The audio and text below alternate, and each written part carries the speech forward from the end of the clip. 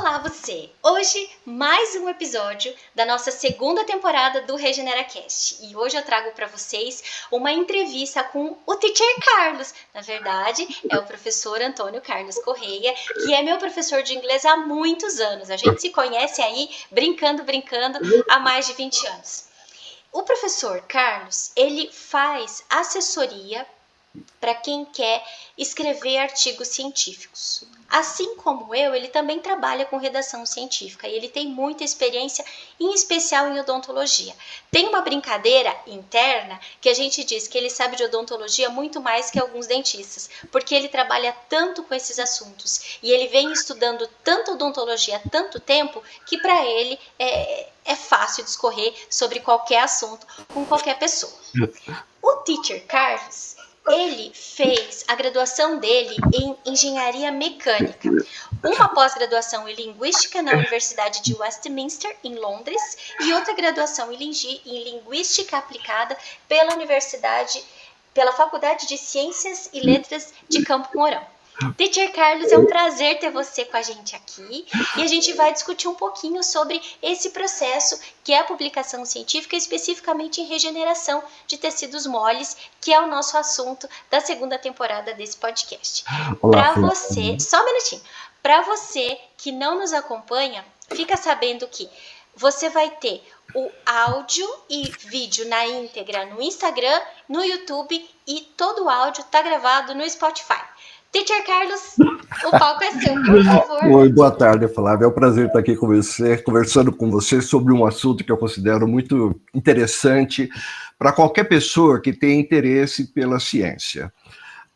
Eu acho que nos últimos anos a ciência tem sido muito questionada com relação à sua importância, e eu acho que quem vive no meio da ciência sabe da importância que existe de a gente poder estar divulgando e mostrando como ela pode ser importante para todos nós, ao longo da nossa vida.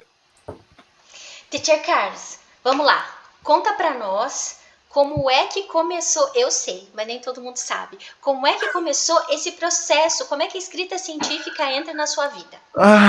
Você sabe que é uma pergunta interessante, né? A gente vai fazendo muitas coisas durante a vida que a gente não tem a menor ideia que serão importantes para a gente lá na frente. Como você disse, eu sou formado em engenharia mecânica e trabalhei na indústria automobilística por muitos anos, especificamente na área de engenharia de produção. Nesse período que eu trabalhava dentro do departamento de engenharia de produção, eu era responsável por produzir uma documentação que a gente chamava de comunicação, uma comunicação de modificação de produto.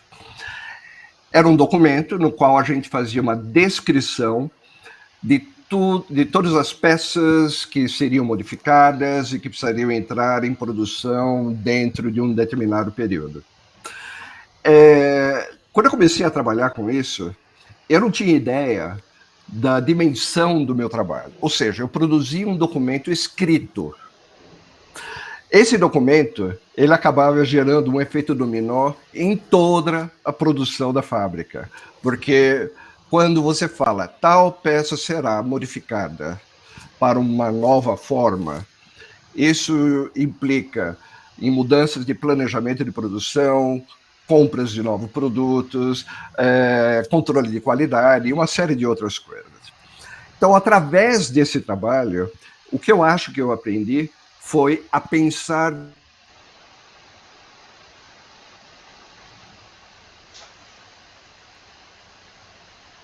fazendo.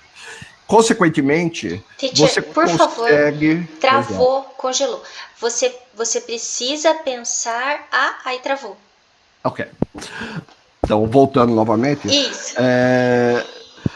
Você precisa aprender a pensar? Isso, a gente precisa aprender a pensar de forma estruturada, porque tudo que você faz acaba gerando um efeito. Outras pessoas são afetadas por aquele documento. Aquele documento será lido por várias outras pessoas. Então, essa experiência que eu tive lá atrás da indústria, no momento, inclusive, que eu estava começando a minha carreira profissional, acabou me ajudando a desenvolver a minha habilidade de lidar com os artigos da área científica, né? Principalmente os artigos da área da saúde. Então, é muito interessante, né? Ou seja, a gente faz uma coisa num determinado momento da nossa vida e isso acaba afetando em um outro momento. De certa forma, eu vejo o artigo científico exatamente como esse documento que eu produzia lá atrás, um bocado de anos atrás, porque você tem que estruturar esse documento. Esse documento ele tem que deixar claro o que você está trazendo de novidade. Esse documento ele vai ser lido por uma série de pessoas a partir do momento que você submete. A submissão, hoje em dia, ela é feita através de programas de computador, que alguém lá na frente vai ler. Então, você vai ter o editor, o assistente do editor, eventualmente o texto vai passar pelos revisores, esses revisores vão ler o seu texto, vão avaliar o seu texto, mandar de volta para que você possa fazer as mudanças que forem necessárias ser feitas. Ou seja, você desencadeia uma série de ações a partir do momento que você submete o texto. A impressão que eu tenho é que, para a grande maioria das pessoas que produzem um texto, eles talvez não tenham ainda a completa dimensão daquilo que é ocasionado por esse texto. E por causa dessa falta de compreensão de todo esse processo, o texto, muitas vezes, ele acaba chegando, para mim, né, para revisar, para editar, bastante incompleto. Então, muita gente fala para mim, você traduz o texto do português para o inglês? E eu normalmente falo, se você quer uma tradução barata, põe no Google Translator. O Google Translator traduz para você. O Google Translator hoje é uma ferramenta ótima para fazer a tradução de qualquer texto. Então, na realidade, não é isso que eu faço. Tá? Na realidade, eu sou um editor de texto. Eu tenho que pegar o texto, ler o texto, entender todo o pensamento do texto, entender qual é a proposição, entender qual é a metodologia, entender qual é a análise estatística que está sendo feita, entender os resultados para que depois a gente possa fazer uma discussão adequada. Então, eu acabo tendo que mexer em todas as partes do texto. Então, na realidade, o que eu faço é quase como reescrever um texto, para que ele possa ter aquelas características necessárias para que, pelo menos, chegue na mão dos revisores. Porque muitas vezes, para quem já teve experiência de tentar fazer uma submissão de texto, o texto é recusado imediatamente. Ou seja, o editor olha e fala, não tenho interesse, não faz parte do escopo da revista. Né? Tem uma série de respostas já pré-definidas que dizem para você, olha, não temos interesse. Para chegar na mão do revisor, o texto tem que ter alguma coisa importante. O texto tem que estar dizendo alguma coisa que seja relevante o suficiente para merecer essa análise, né, dos pares. E a partir daí, eu acho que as chances de publicação começam a aumentar exponencialmente. Então, assim, como eu falei no começo, a forma de pensar o texto, ela é muito importante. A forma de você estruturar o texto, ela é muito importante. Se você tiver uma boa noção de como fazê-lo, no momento que você define qual é o seu projeto, eu acho que você tende a ter um processo mais arredondado, um processo onde as coisas se encaixam mais adequadamente. Coordenado, né? Mais coordenado, né? Eu acho que você tem que ter todo... assim, ó, eu já lidei com vários tipos de pessoas, né? Claramente, assim, existem muitas pessoas que elas têm uma visão de texto que é limitada ao parágrafo. Ou seja, ela quer construir um parágrafo que seja adequado. E se esquece muitas vezes que esse parágrafo ele tem que estar conectado com 2, 3, 4, 5 parágrafos que estão lá na frente. Então, por exemplo, quando você escreve a introdução de um artigo científico, você tem uma fórmula que você deve seguir. Você deve falar sobre tudo aquilo que se conhece sobre o assunto primeiro, para depois você dizer o que ainda está faltando ser descoberto, para que aí sim você possa fazer sua proposição daquilo que você pretende estudar. Então existe uma fórmula, existe um jeito de dizer as coisas que é basicamente um receituário, mas que por alguma razão muita gente tem dificuldade de lidar com isso. Eu imagino que tem a ver com o nosso próprio processo educacional, que eu considero assim muito esburacado, né? A gente não tem uma formação educacional muito adequada. A gente não é ensinado a escrever. Tá? A gente não tem o costume de escrever. E escrever é como qualquer outra habilidade. Ou seja, se você quiser jogar futebol, você tem que treinar futebol. Se você quer dirigir, você tem que sentar na frente de uma direção de um carro, pegar o carro e sair dirigindo. Se você quer escrever, você tem que pegar uma caneta ou sentar na frente do computador e escrever. Como qualquer atividade, a princípio, tudo é difícil. Tudo não parece fluir naturalmente. Mas com a prática, você começa a desenvolver essa habilidade. Então, é uma coisa que precisa ser praticada. Parte 2. Então, vamos lá. Então, professor, como o senhor falou de tantas informações sobre a construção do texto e tudo mais, eu vou começar agora a puxar um gancho que eu achei muito interessante da sua fala, que ela é sobre começar a escrever. Tem tanta gente falando sobre o uso de inteligência artificial.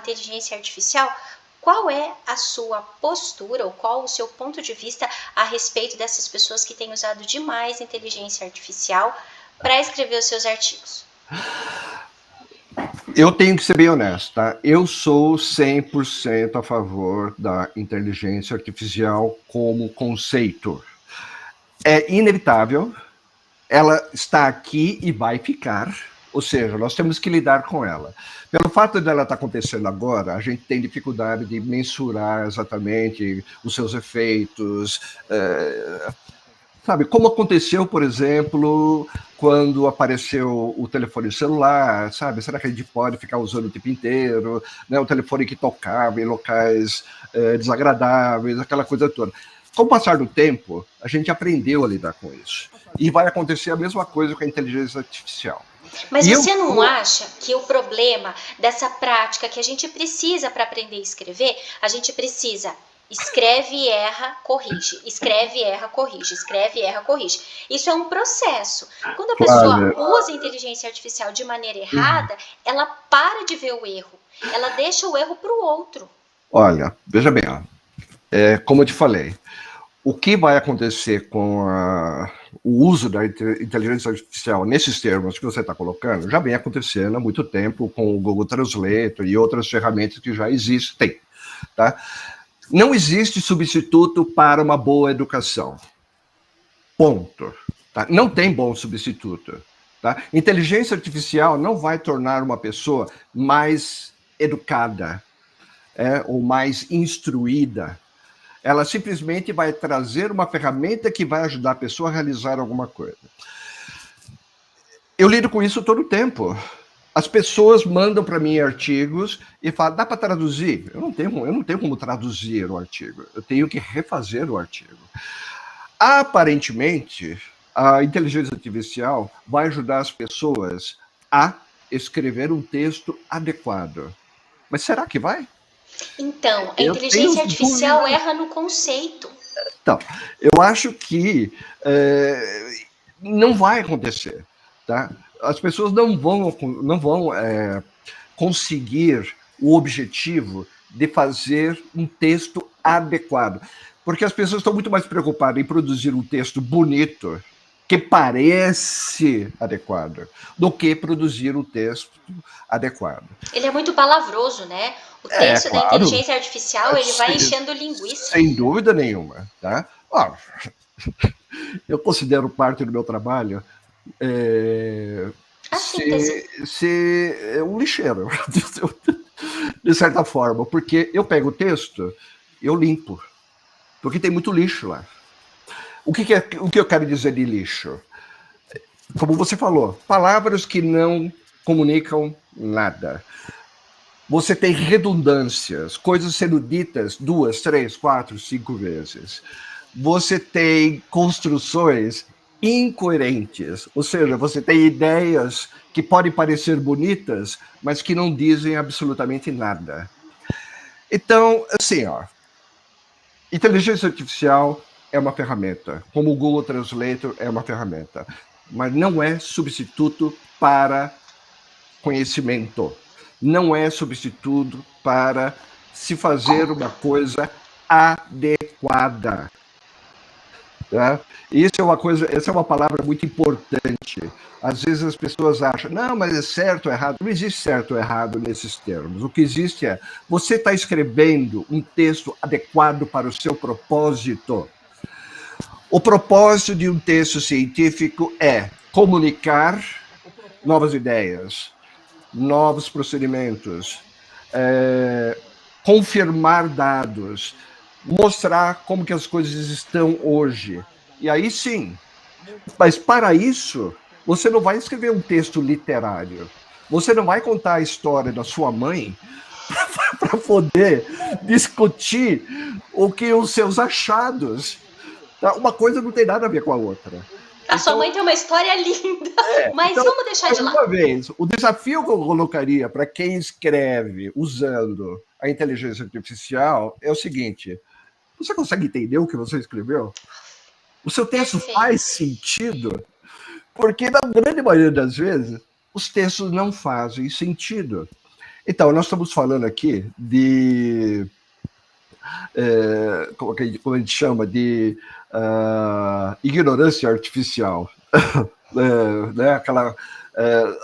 Perdão, funcional, eu queria dizer. As pessoas sabem ler, sabem escrever, mas não conseguem transmitir ideia alguma. Não conseguem conectar as ideias de forma clara a construir um texto adequado. Então, assim, ó, para quem está começando a trabalhar em ciência, o que eu recomendaria, antes de mais nada, antes de começar a escrever, é ler muito.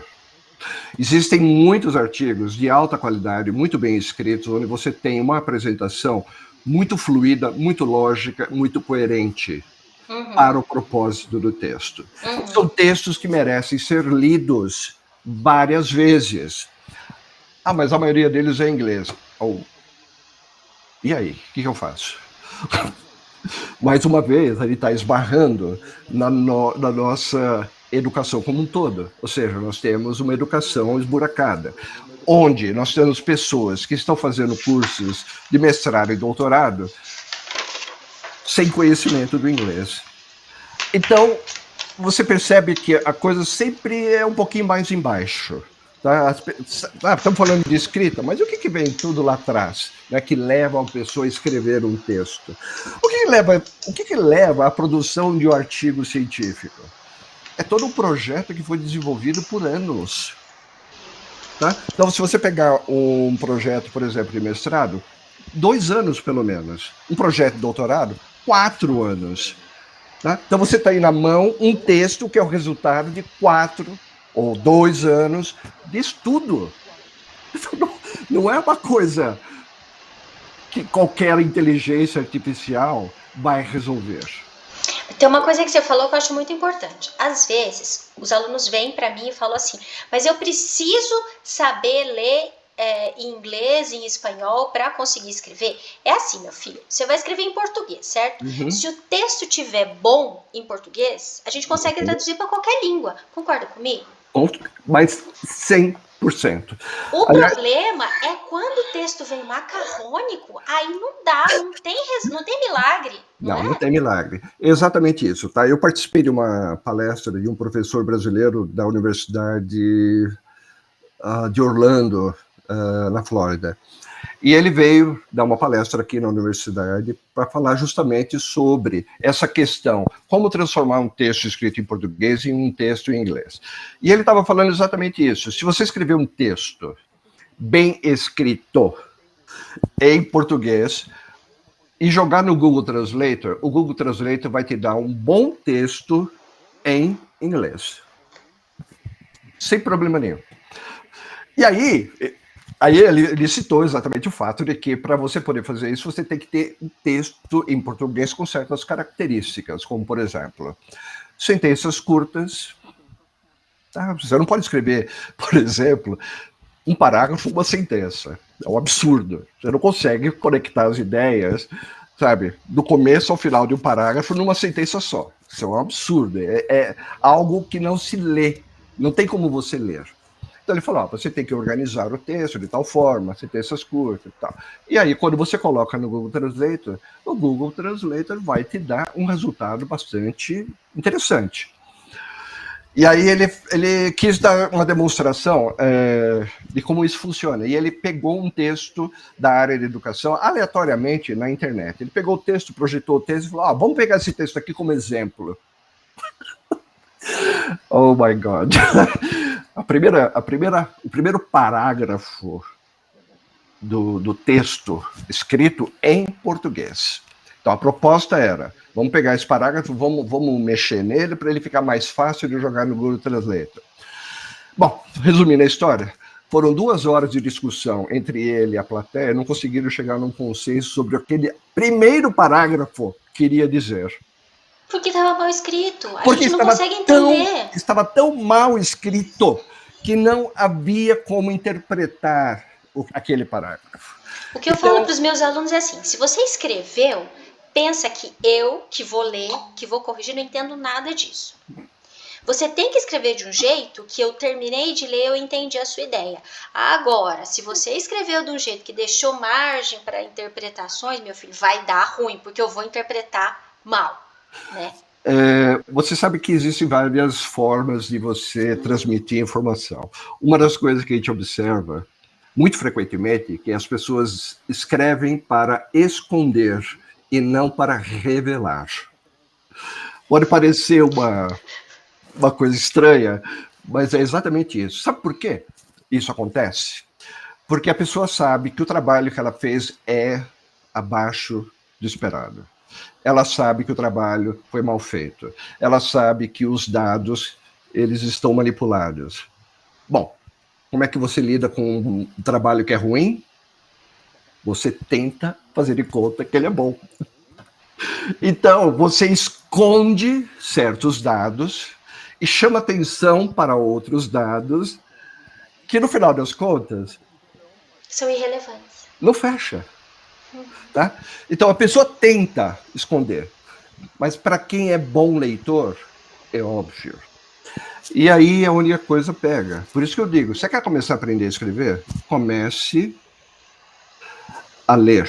Você precisa aprender a ler. Mais uma vez, o texto científico ele é estruturado de uma determinada maneira. Você é capaz de reconhecer todas as partes de um texto científico? Olha lá, veja lá como é que a coisa é montada. Tá? Alguns são mais fáceis que outros, mas está tudo lá, sempre lá. Não importa se é uma revisão sistemática, não importa se é um relato de caso. Está tudo lá. Tá? O formato, a receita está lá. Leia, observe, preste atenção à estrutura e como os dados estão sendo apresentados e depois como esses dados estão sendo comparados com a literatura. E como é que você consegue montar uma conclusão que possa ser considerada válida. Tá? Porque é muito comum você montar, você ler texto cuja conclusão... Não tem nada a ver com o objetivo. Não tem nada Chegou a em ver lugar com nenhum. objetivo. Exatamente. É extremamente comum, parece uma coisa de louco, mas é mais ou menos por aí. Então, o primeiro passo é ler. Tem que ler bastante, ler bastante, ler bastante, ler bastante. Se você não lê inglês, você tem que procurar Pausa. artigos. Inteligência artificial não lê para você. Fecha. Também, então, você entendeu? Esse tem uma coisa. Para você chegar a ser um bom usuário de inteligência artificial, você tem que ter toda uma preparação que vem atrás de você. Você tem que ter todo um processo educacional adequado para que você possa usar essa ferramenta que é extremamente poderosa. Caso contrário, você vai ter um computador de última geração com um burro sentado na frente. Tá? Bom, você que falou.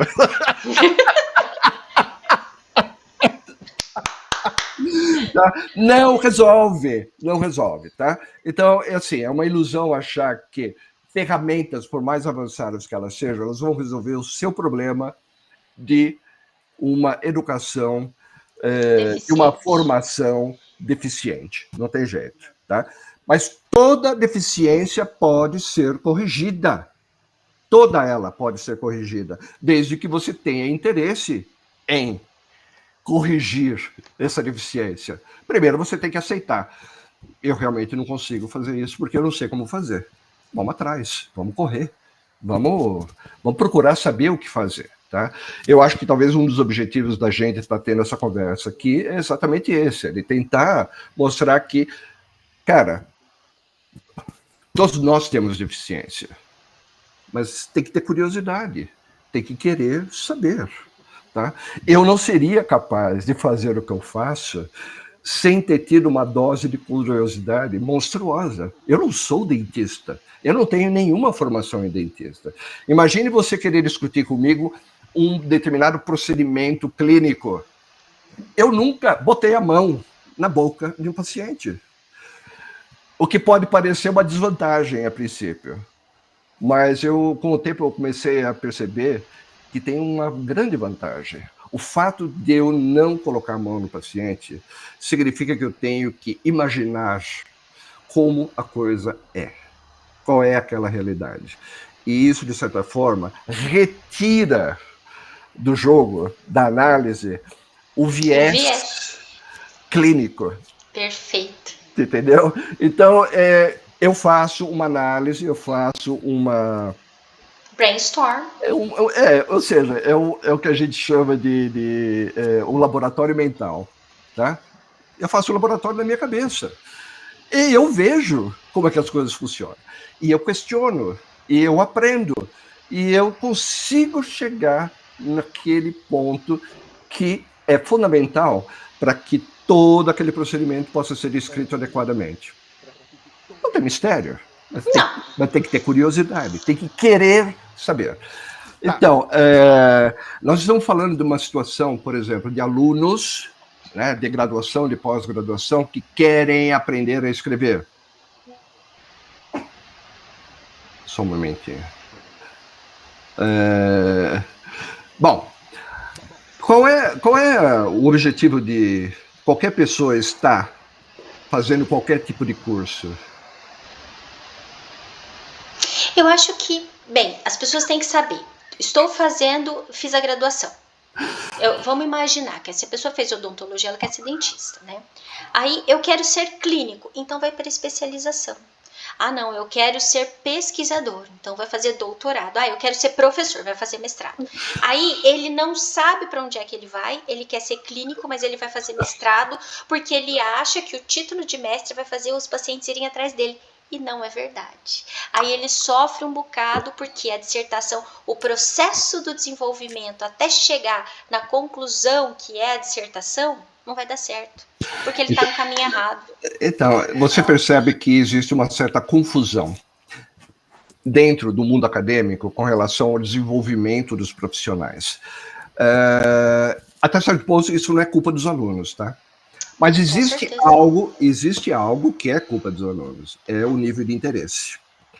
Na medida que você queira mais, você terá mais. Você quer aprender mais? Você vai aprender mais. É só perguntar. Tá? Você vai estar cercado de pessoas capacitadas, com conhecimento suficiente para compartilhar com você. Pergunte. Mas muita gente se sente relativamente feliz de passar pelo curso para pegar o diploma e vai embora. Ou vai fazer uma pós-graduação para ter um título de especialista numa área que ele não conhece nada. Que eu já vi muita gente assim. Ou você vai fazer um mestrado, porque eu vou fazer mestrado porque lá eu vou ganhar uma bolsa de estudo, aí isso vai ser o meu salário. Tá? Então eu já vi muita gente que faz mestrado porque vai ganhar uma bolsa de estudo do governo e isso é o salário dele. Ou seja, é uma forma de fugir da realidade também. É o estudante profissional, né?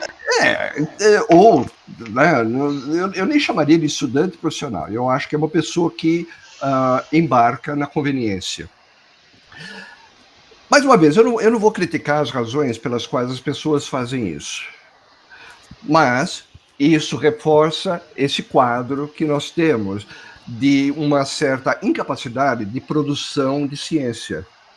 Porque como é que você vai, por exemplo, estruturar todo um processo científico se você está fazendo um mestrado cujo principal objetivo é pagar o seu aluguel? Alguma coisa está errada. Não vai funcionar. Né?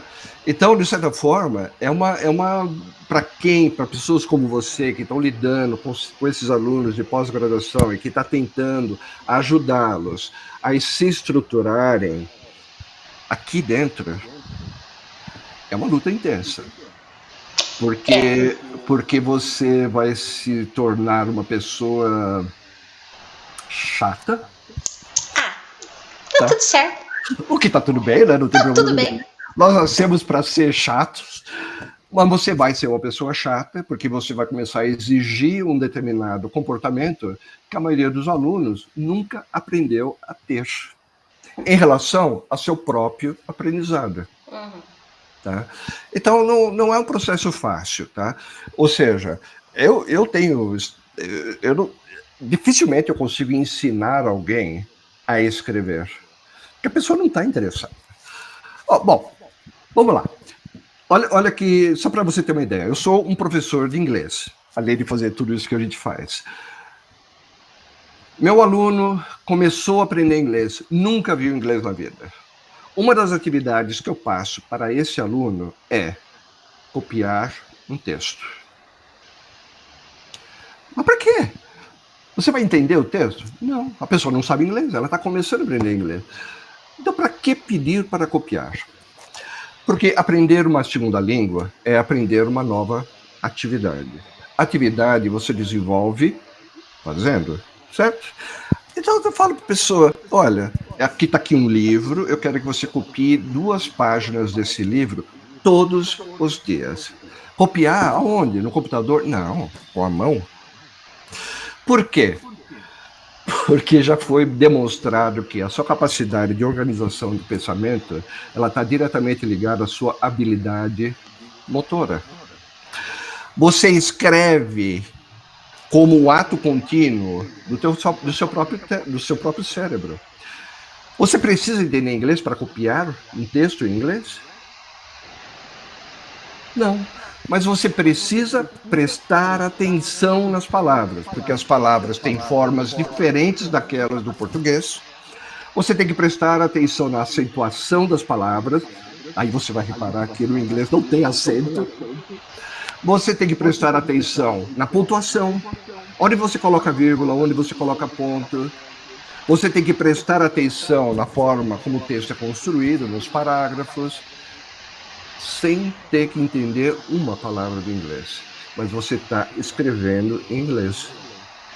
Você está começando a prática da escrita. É só isso. Nós precisamos escrever para aprender a escrever.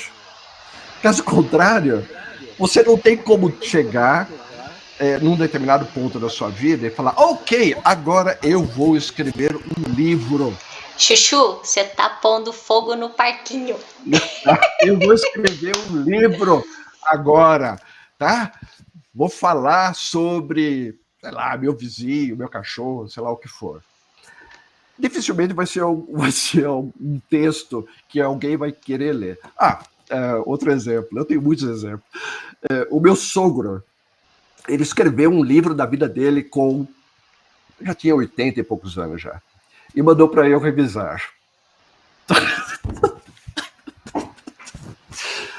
Uau! E eu tive que fazer, né? Meu sogro. Mas que martírio que foi.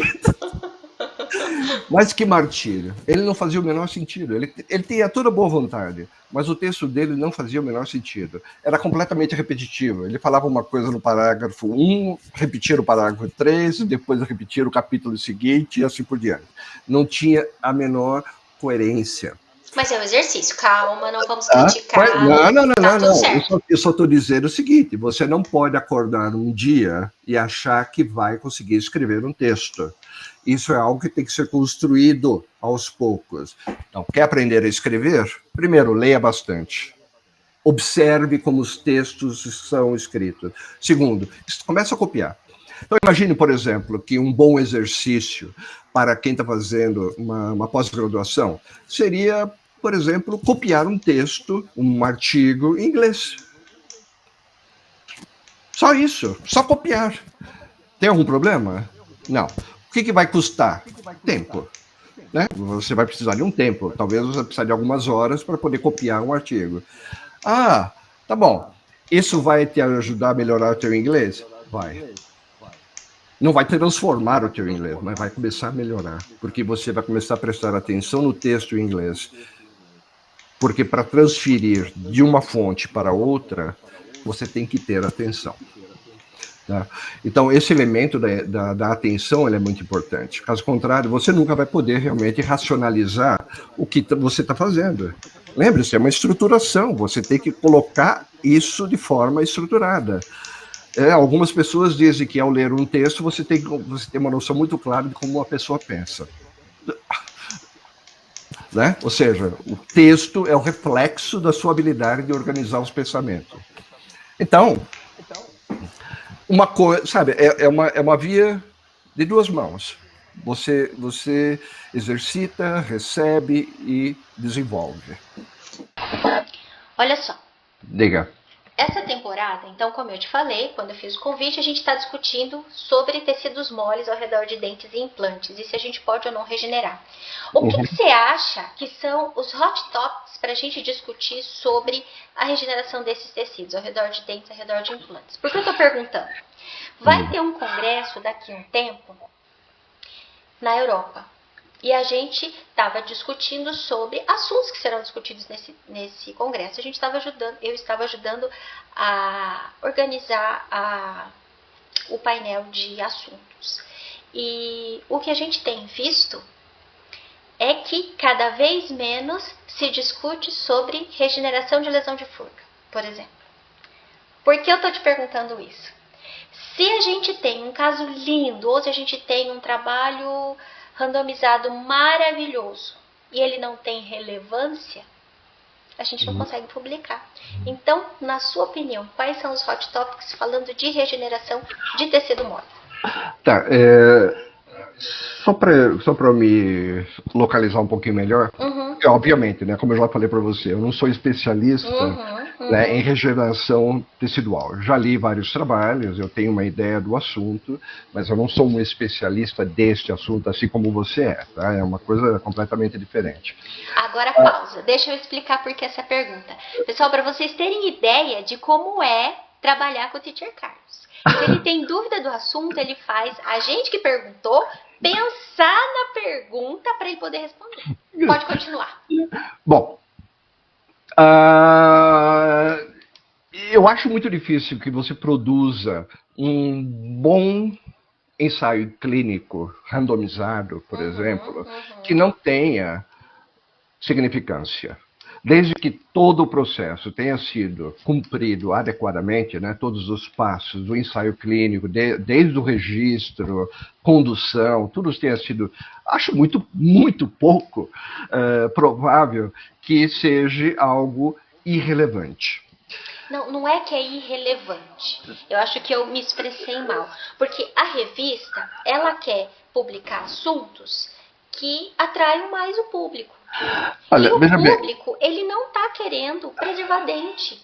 Ele quer trocar por eu ia, implantes. exatamente, eu ia chegar lá. Então, veja bem, ó.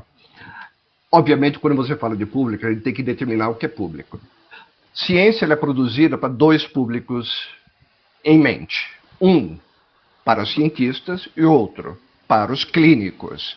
Então, todo o trabalho, né, vários trabalhos, inclusive, trazem no corpo dele a relevância clínica do trabalho. Tá? Então, como eu te falei, um trabalho que seja um ensaio randomizado, controlado, né, cego, duplo cego, que tenha sido feito adequadamente, ele terá uma validade, uma significância científica que dificilmente vai deixar de ser publicado, ou né, alguém vai publicar. Agora, obviamente, que existe o outro lado, né? Ou seja, eu sou dentista, eu leio um trabalho como esse. Esse trabalho está me falando o quê mesmo? Vai mudar a minha vida? Ou como é que eu faço ele virar dinheiro na minha clínica, né? Bom, veja bem, ó, essa questão financeira, eu sempre digo que é uma coisa que é muito individual. Eu não posso ficar julgando aonde o sapato está apertando na vida dos outros. Eu entendo que você, como dentista, você também queira ganhar sua vida, pagar suas contas, poder manter sua família e tudo mais. Então, eu não posso entrar nesse mérito. Contudo, quando você começa a percorrer por atalhos que vão contra a experiência clínica e contra a evidência científica, aí você começa a ser uma pessoa desonesta. Então, por exemplo, os trabalhos de recuperação de furca que você falou, não é uma coisa fácil de ser realizada, é trabalhoso, mas preserva dente. Ah, muito bem. Você é o que mesmo? Eu sou dentista. Ah, você é dentista. É. Qual é o trabalho do dentista? Cuidar do dente. É cuidar do dente. Tá falando que nem curitibano. Me entreguei. Cuidar do dente. Tá, mas esse é fato. Tá? Dentista tem, por princípio, ser aquele que trabalha para a preservação dos dentes. Isso é um princípio. Muito bem. Aí aparece o tal do implante. Você sabe que o implante é uma coisa um tanto quanto mágica, né? Porque ele promete resolver todos os seus problemas. Por exemplo, você não vai ter mais cárie. A cárie vai desaparecer. Porque você vai ter um implante metálico sobre o qual tem uma prótese de cerâmica. Isso não se desgasta nunca. Isso não leva a cárie. Você não vai precisar tratar mais desse dente. Porque não é dente. Ok? É uma pedra. Então, é uma pedra. É um objeto estranho. É um corpo estranho que foi instalado na sua boca. Eu não tenho implante. Mas eu ouvi relato de um professor aqui da UEM que colocou implante e ele me falou exatamente isso. Ele falou, cara, se eu soubesse que era assim, eu não teria feito. Porque ele falou exatamente isso. Você não tem nenhum tipo de sensação nesses implantes. É como se fosse uma pedra. Ah, então quer dizer que implante é ruim? Opa, de modo nenhum. Tá? Não estamos falando isso, pelo contrário. O implante foi um grande avanço para a substituição de dentes perdidos. Tá? Então, quando você olha, né, toda a filosofia do implante, aquela filosofia que foi implantada principalmente pela ITI lá no começo dos anos 2000, você percebe claramente que a ideia era fazer a substituição de dentes que já haviam sido perdidos. Então você daria de volta para o paciente uma dentição muito mais funcional e muito mais estética do que as soluções que haviam anteriormente. Tá? Então você fica imaginando uma pessoa que era completamente desdentada, e que tinha que usar uma dentadura. Extremamente incômodo, extremamente não funcional, tá? Ou seja, que trazia limitações sérias, principalmente para pessoas mais idosas. O implante resolveu esse problema. Agora, justifica você substituir um dente existente e que é perfeitamente recuperável por um implante? Essa eu acho que é a grande questão, que é aonde está começando a haver esse tipo de problema. Porque, evidentemente, que a indústria do implante se tornou uma indústria multibilionária ao redor do mundo. Quanto mais implantes forem vendidos, melhor. Então, sabe, você passa de desdentado para dentados que não precisam de implantes. Ah, mas a gente estimula porque eu consigo ganhar um pouquinho mais de grana com isso. Tá? Então você começa a perceber que existe uma certa má-fé começando a agir aqui. Tá? Eu acho que qualquer profissional que tenha sua índole no lugar certo não vai fazer esse tipo de coisa. Mas acontece. Tá bom. Qual é a repercussão disso nas publicações? Bom, muito provavelmente você deve estar se referindo a alguns jornais, né, algumas revistas científicas especializadas, principalmente nessa área de prótese e de implante. E, evidentemente, eles querem trazer todas essas ideias, né, de soluções que o implante pode trazer. Ou seja, é uma forma também de propagar a ideia do implante. É uma ideia de você vender implante. Tá? Então, esse talvez seja o lado um pouco negro da ciência, vamos dizer assim. É quando a ciência ela começa a ser usada para objetivos escusos. Tá? Isso não é novo, isso já aconteceu há muito tempo. Ou seja, antigamente a indústria do tabaco pagava cientistas para dizer que o tabaco fazia bem, era bom para a saúde, era bom para a garganta. Tá? Então, cientistas produziram trabalhos científicos dizendo que fumar era bom. Houve outros trabalhos que foram realizados, por exemplo, para dizer que o chumbo que era colocado na gasolina não causava nenhum problema para a saúde da população em geral. Né? Ou seja, os cientistas produziram texto para dizer que isso não causava problema. Mas a gente tem a sorte que agora, com esse monte de gente fazendo implante e conversando com cientistas da Itália, principalmente, que eles falam que na Itália se produz implante no quintal da sua casa. Assim, é muita marca, é muito implante. Tá dando muito problema. E aí, quando dá muito problema, a gente tem que parar para ver o que está dando problema. O que está dando problema é o tecido mole. É o tecido mole. Então a gente tem que tentar regenerar esse tecido mole. E aí volta para o começo da pergunta. Agora virou um hot topic discutir como é que a gente vai regenerar esse tecido mole que foi perdido lá quando você fez o manejo errado. Bom, na realidade, o que aconteceu foi que a indústria do implante acabou criando um problema. Esse problema se chama doença peri-implantar. E hoje, você tem toda a razão, isso é um dos tópicos principais de discussão em diversos congressos ao redor do mundo. Ou seja, nós temos uma epidemia de doença peri-implantar. Tá? Os trabalhos de epidemiologia mostram claramente a extensão da doença peri-implantar. Nós estamos falando de coisas assim de, sabe, 20% dos implantes com periimplantite. Não é 20% dos pacientes, é 20% dos implantes. Tá? Nós estamos falando de mais de 60% de pacientes com mucosite periimplantar. Então, isso é uma coisa, ou seja, aquela solução inicial acabou se tornando um problema. Então, agora, olha que interessante, agora nós temos que criar soluções para o problema que nós criamos no começo. Exatamente. E aí é onde entra essa questão da regeneração óssea e da regeneração tecidual ao redor, principalmente dos implantes. Isso é um problema claro. óbvio e que está levando a muitas discussões. Acho, inclusive, que acabou se tornando um dos assuntos mais interessantes para se pesquisar e para se publicar.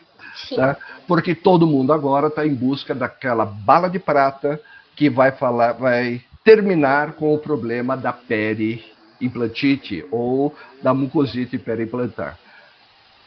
Será que ela existe? Não. Eu duvido muitíssimo. Tá? O que acontece... Eu acho que vai ser assim.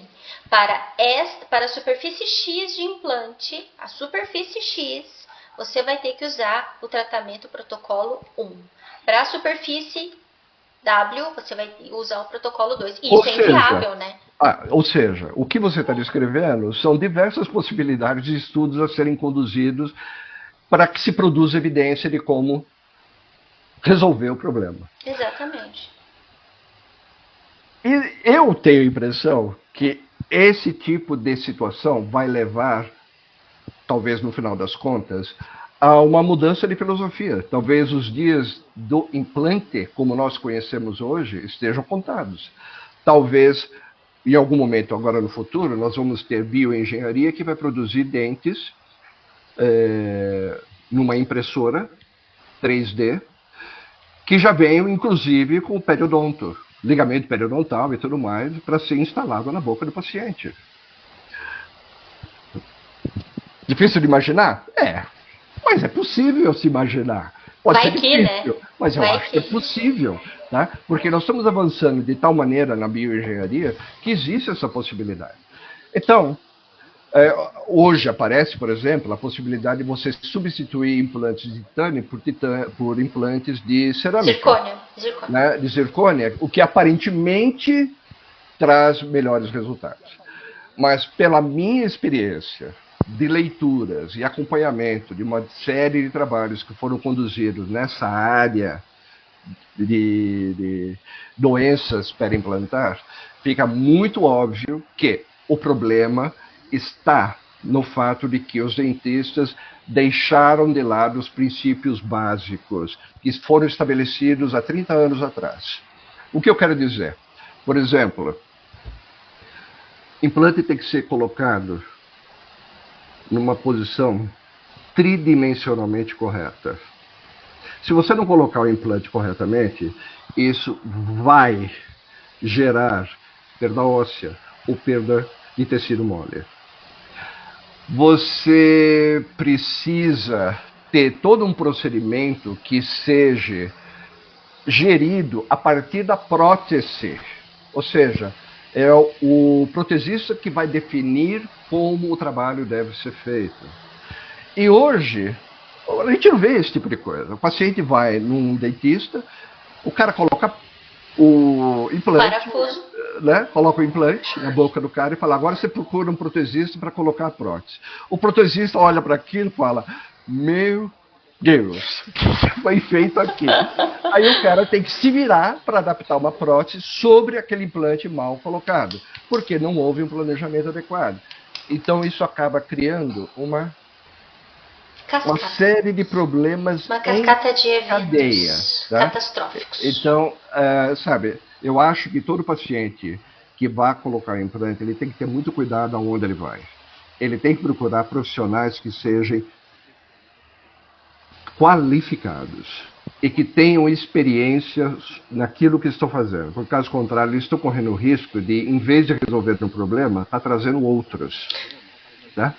Seríssimos, inclusive. Né? Já houve alguns trabalhos falando sobre paciente que teve problema de bactéria, né, que acabou entrando no fluxo sanguíneo, acabou afetando o paciente cardiacamente. Então, sabe, de repente, em vez de você ter uma solução, você acaba tendo um problema. Então, definitivamente, essa é uma área de muito interesse científico neste exato momento. Tá? A influência da presença dos tecidos moles e duros ao redor desses implantes e como é que eles colaboram para a saúde. Tá? Essa é uma área que demanda muito mais estudos. Tá?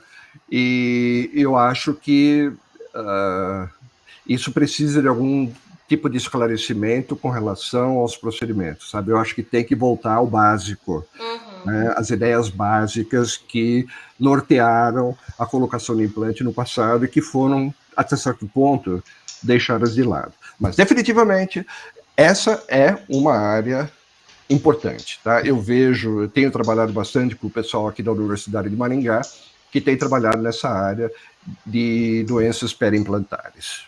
Tá? Agora, eu queria que você me desse a sua opinião sobre as revisões sistemáticas. O que você quer saber sobre revisão sistemática? Eu quero saber, assim, o que você acha depois de meses e meses trabalhando, levantando a literatura inteira do mundo, você chegar a uma conclusão de que não existe evidência científica para fazer tal afirmação. Muito bem.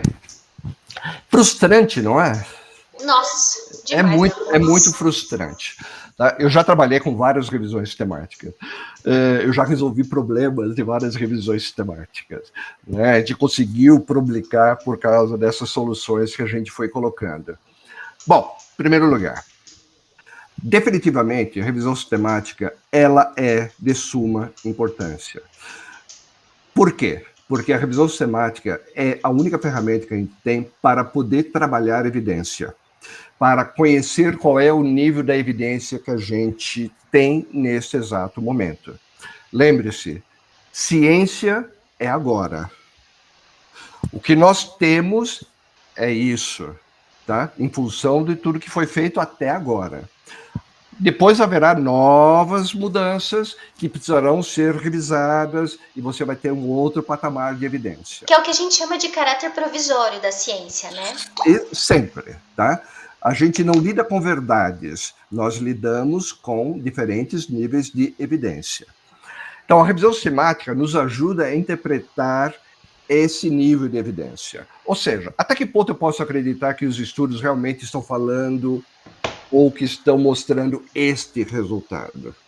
Quando eu faço essa compilação de estudos, essa análise de estudos, o que eles me dizem sobre a sua qualidade?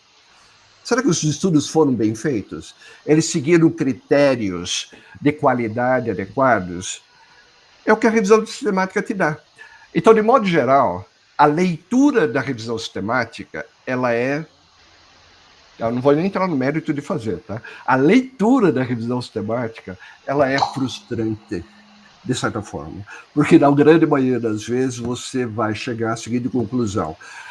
Os achados demonstram, ou aparentemente demonstram, isso, contudo, não existe trabalhos contundentes que realmente, mostrem que essa é uma evidência forte. Ou seja, novos trabalhos precisam ser executados. Normalmente esse é o perfil. Ok. Se você pensar assim, revisão sistemática deveria ser o tipo de trabalho que te ajuda a definir qual vai ser o seu próximo trabalho. Tá? Porque a partir desse resultado, você sabe, cara, olha, a gente precisaria executar um ensaio clínico randomizado para esse tipo de procedimento. Ok, legal, ensaio clínico randomizado. E aí, é fácil de fazer? De jeito nenhum. Tá? Extremamente complexo, normalmente extremamente caro. Né? Quem faz ensaio clínico randomizado em abundância é a indústria farmacêutica, que investe bilhões nesses estudos, tá? Porque, obviamente, eles vão ter um retorno muito maior. Pesquisadores de universidades federais, estaduais, normalmente eles têm recursos muito limitados. E pesquisadores de universidades públicas, talvez eles não tenham nem sequer a ambição de fazer um estudo clínico randomizado. Então tá bom, é o que eu deveria fazer, mas dá para fazer? Não dá. Outra coisa, será que é ético? Será que daquele jeito? Conseguir aquele resultado. Para eu ter certeza de uma determinada condição ao longo do tempo, será que eu vou conseguir montar um trabalho que seja eticamente aceitável? Porque isso envolve pessoas, é clínico. Tá? Então eu não posso estar garantindo uma melhora de vida para um grupo de pessoas, enquanto ao mesmo tempo eu estou colocando em risco um outro grupo de pessoas. Então você tem um problema ético aí. Então, talvez não seja possível de ser conduzido, tá? Mas, definitivamente, a revisão sistemática é importante. Ela tem essa característica de ser uma leitura frustrante, porque ela não é fácil de ser interpretada. Tá? A interpretação de uma revisão sistemática não é para qualquer pessoa, não é para qualquer clínico. Justamente por causa disso, é que você tem trabalhos específicos que são desenhados para traduzir as revisões sistemáticas. Então, por exemplo, vamos falar um pouquinho, você deve conhecer o trabalho do Herrera e dos colaboradores agora de 2023, né, que é um trabalho que fala sobre as diretrizes para a prevenção e tratamento das doenças perimplantares. Bom, o que esse trabalho fez? Ele juntou mais de 50 especialistas, todos eles ao redor do mundo. Que é o consenso. Né, para discutir. Discutir o quê? Os resultados apresentados por 13 diferentes revisões sistemáticas que foram conduzidas especificamente para essa análise. E aí, como é que eles traduziram esses resultados? Olha, por exemplo, eu deveria usar um antibiótico local no tratamento da periimplantite? É uma pergunta que sai das revisões sistemáticas. Então, aí eles vão falar assim, não existe evidência que dá suporte para o uso de antibiótico local. Ou seja, eles não recomendam. Olha a dificuldade que é. Tá? Você faz certas perguntas que precisam ser traduzidas. E essa tradução ela depende de várias pessoas que são autoridades no assunto de sentarem e discutirem qual é a melhor forma de você lidar com aquele dado que você levantou. Tá? Só para ter uma ideia, esse trabalho de Herrera, ele tem mais de 70 páginas. Uhum. Ele responde um grande número de perguntas sobre doenças periimplantares, tá? Desde a prevenção até o tratamento das doenças periimplantares. Você tem lá dezenas e dezenas e dezenas de perguntas que estão sendo respondidas, mas ainda assim, em muitas vezes você vai ter uma sensação de frustração, porque você não vai ter nada absoluto, porque é tudo consensual. Então, revisão sistemática é complicado, tá? Uma última coisa que eu queria falar sobre a revisão sistemática é que, em algum momento, houve uma certa banalização da revisão sistemática, porque, obviamente, as pessoas têm dificuldade de encontrar tópicos a serem estudados. A revisão, basta você sentar na frente do computador, jogar lá os keywords, né, nos veículos de busca e levantar trabalhos e fazer análise. Aparentemente fácil, na realidade não é, muito diferente disso. Mas o que aconteceu, muita gente preferiu fazer isso. Tá? Além do que também, vamos dizer assim, o mérito da revisão sistemática é sempre maior, por exemplo, do que outros tipos de trabalho. Bom, qual foi a reação a esse tipo de situação? Hoje, as revistas, elas comissionam revisões sistemáticas.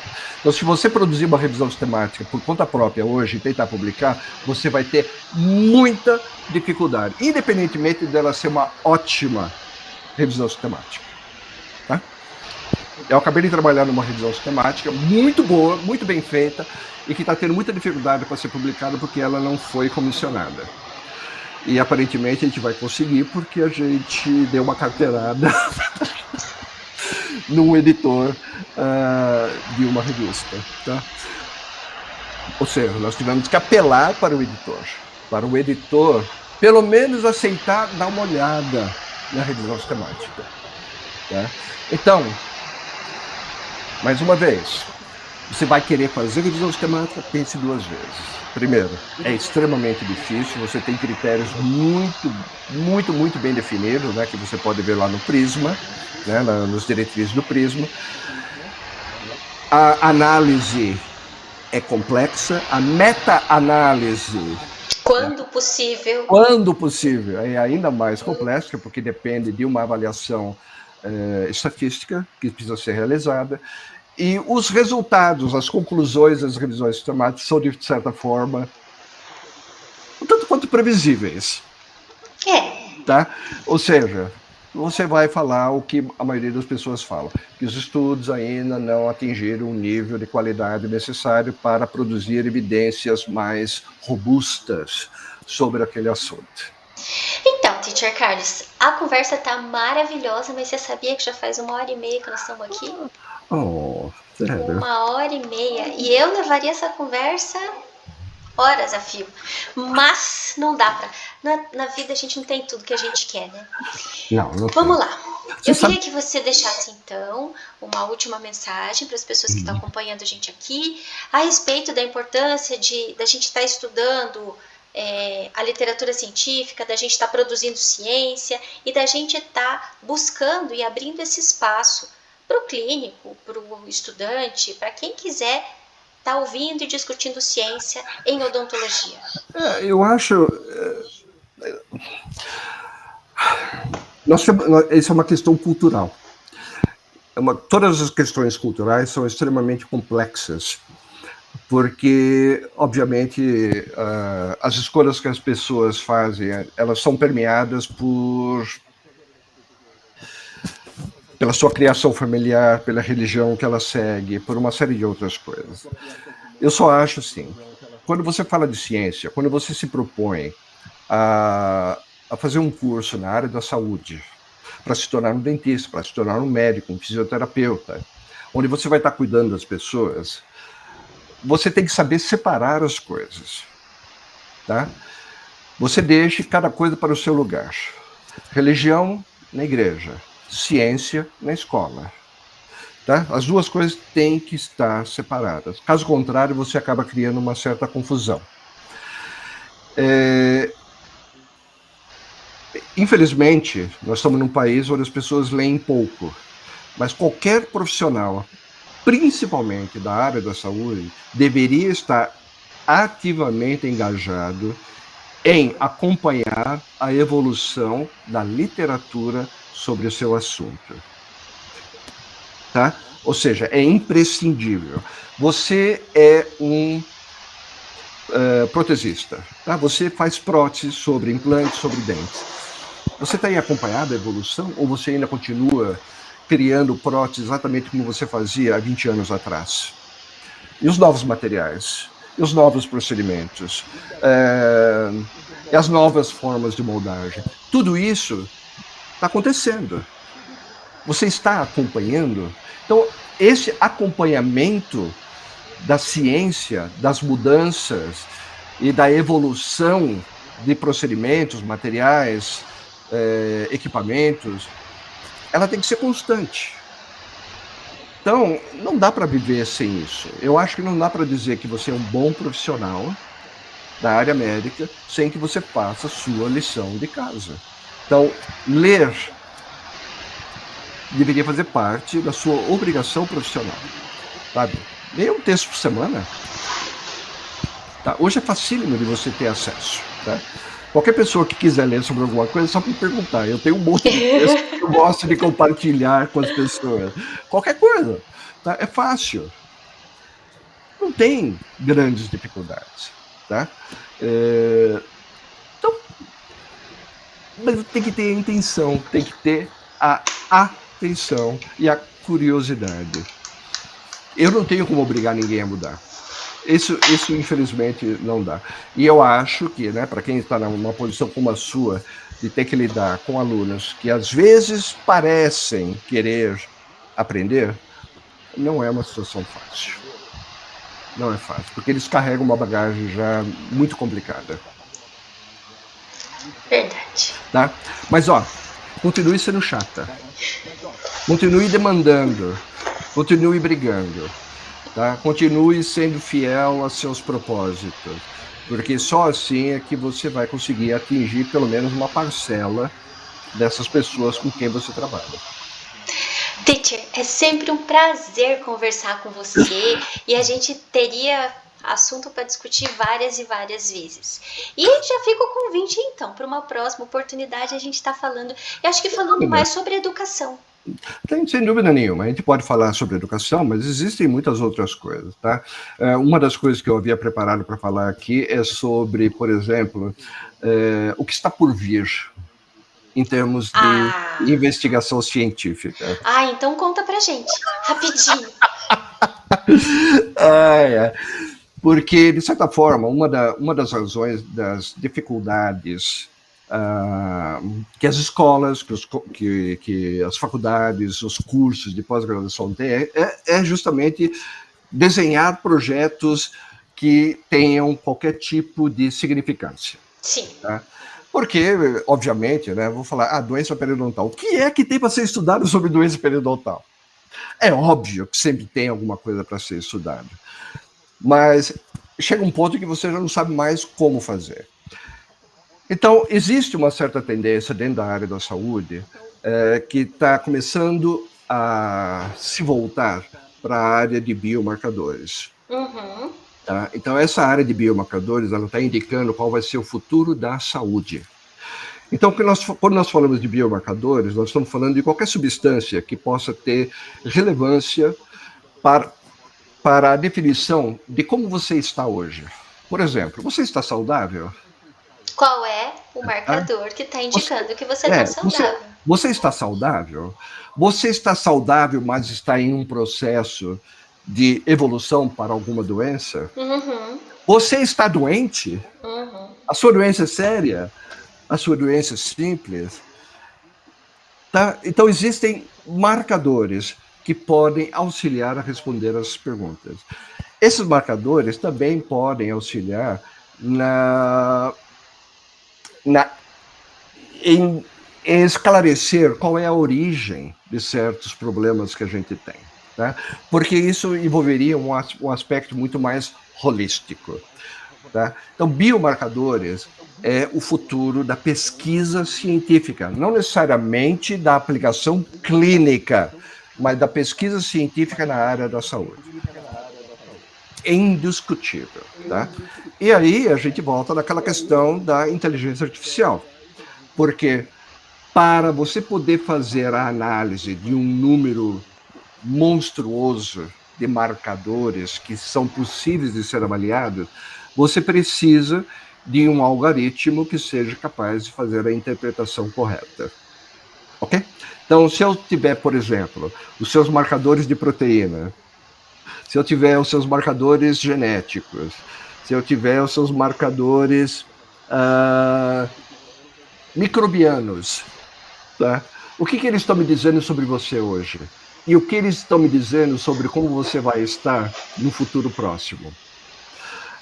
Pô, parece coisa de ficção científica, mas é para lá que nós estamos caminhando. Tá? Muitos estudos já estão sendo realizados nessa área.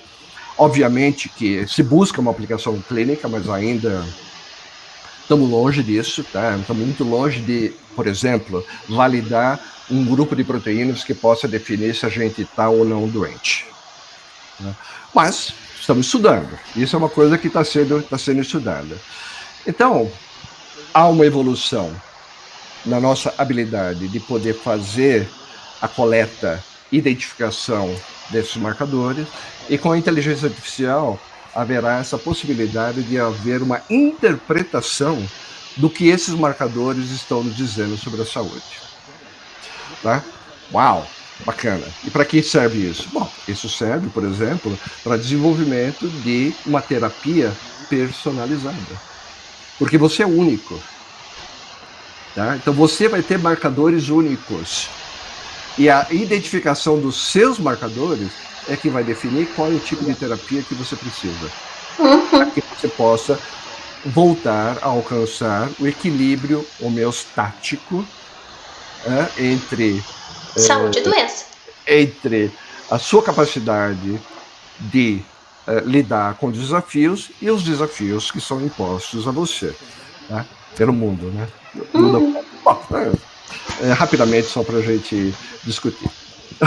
Tá? Só para abrir uma discussão para uma próxima vez, talvez. Foi maravilhosa a nossa conversa. Para as pessoas que quiserem entrar em contato com você, eu posso passar seu telefone depois?